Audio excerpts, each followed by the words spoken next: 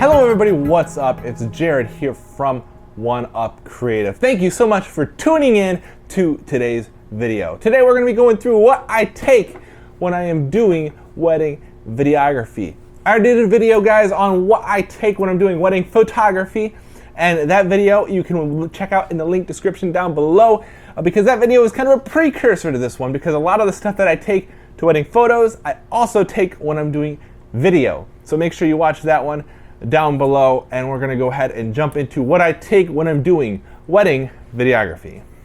The first thing that I take when I'm doing wedding video is actually the thing that I am filming on right now, and that is my Blackmagic Pocket Cinema Camera 4K rig. I did a number of videos on this camera, so you are welcome to go check those out in the description down below if you want to look at them. But obviously I'm filming with that one, so I can't show it to you guys, but a lot of the accessories I'm talking about in here are going to be related to that camera, so obviously I needed to get that out of the way before we go into this bag. But even still, before we jump into the bag, we're going to talk about some of the other stuff that is not in the bag, because these are things that I will carry outside of this video bag when I'm shooting wedding video. Some of these things I put in my photo bag because they're able to fit better in there than they do in this bag, but some of these things are just too large to fit in one of these two bags, so I don't carry them.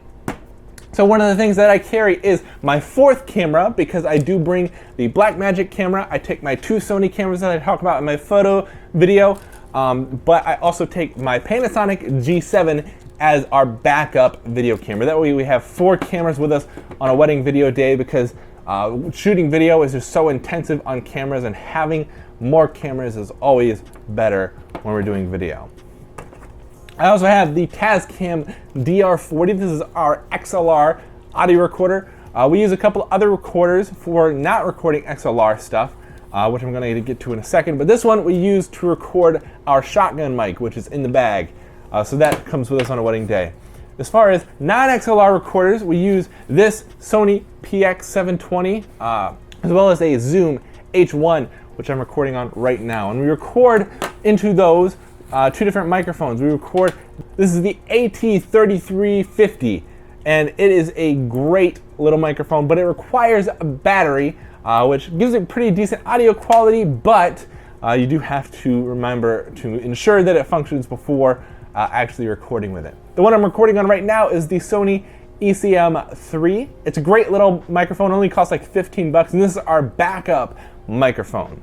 So what we usually do is we'll plug this microphone into this little Sony recorder, put this on the Efficient, and then we will take this Audio-Technica microphone and plug it into the Zoom H1, which I'm recording on right now, and put that on our groom. Moving on to some of our larger things, we carry with us 3 tripods on a wedding day because we're shooting on 4 different cameras. So obviously tripods can be one of those things that we need. So we carry 3 tripods. On us right now we have the Bikey BK555, I think is what this tripod's called. It's actually a photo tripod, but we use this for stationary cameras as our backup shots. We usually stick like the G7 on this tripod just so that we have our backup. It'll be kind of like our catch-all shot on this tripod. On top of that, we also have this tripod. This thing has been a staple of mine for many years. I bought this tripod for $2 at a garage sale. And then I since put this newer video head on it, but it's been a staple for me forever. This is a Velpon fluid head tripod. I don't have the same fluid head on it anymore, but I've had it for years, and I don't even have a model number on it anymore. It's all scratched off, but it's been a good tripod for a long, long time. We also carry 2 monopods with us. These are what will be on most of a wedding day. We keep this little cheap Targus monopod for smaller cameras, and then we have this one, which I've installed these video feet on the bottom for larger systems so that we can get smoother shots. I'll also bring along a video head to stick on these monopods in our bag. That way we can have the ability to record with a video monopod on the monopod. Okay, so moving on to the things in the bag. This is the Lowepro AW400. I've had this bag for like 6 years. It's on its last leg. It's falling apart, but I haven't gotten anything else yet, so for now, it's gonna have to do.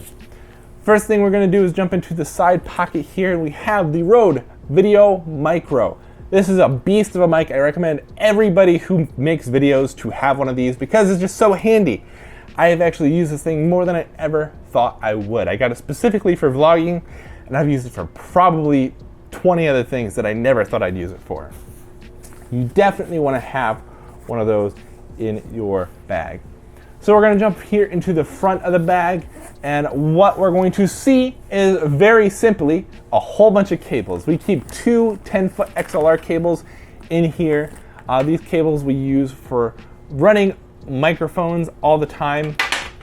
We keep both of them in there because they just get so tangled up that you can't separate them. And then we also keep our Azden SGM1X. This is our shotgun microphone. We don't use this most of the time on a wedding day, but we have used it a number of times. Like one example is we had last December, a bride asked us to video and interview some members of her family during the wedding.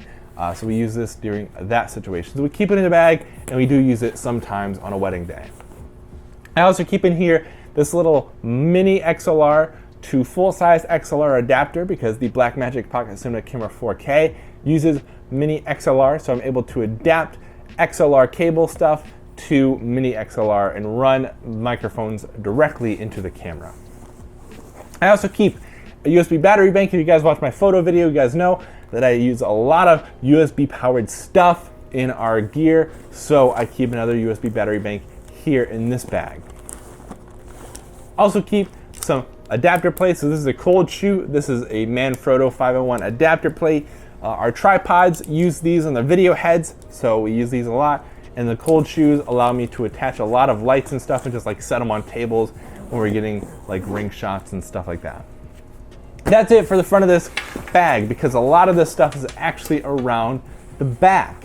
And like I said, guys, a lot of this stuff is specifically for the Blackmagic Pocket Cinema Camera 4K because a lot of what we need on a wedding day already I've talked about. We've got our microphones, we've got 4 cameras, we've got tripods, we've got most of the stuff we need. This is all more support items for our cameras.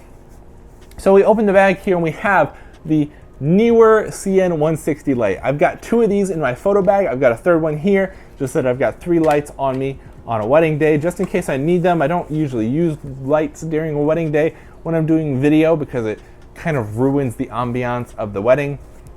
But I have them just in case. I also have a little roll of electrical tape. This is my substitution for something like duct tape or gaff tape because gaff tape's expensive. Duct tape is really hard to work with. This is really simple and it blends well and it's sticky enough for all of the things we use tape for on a set.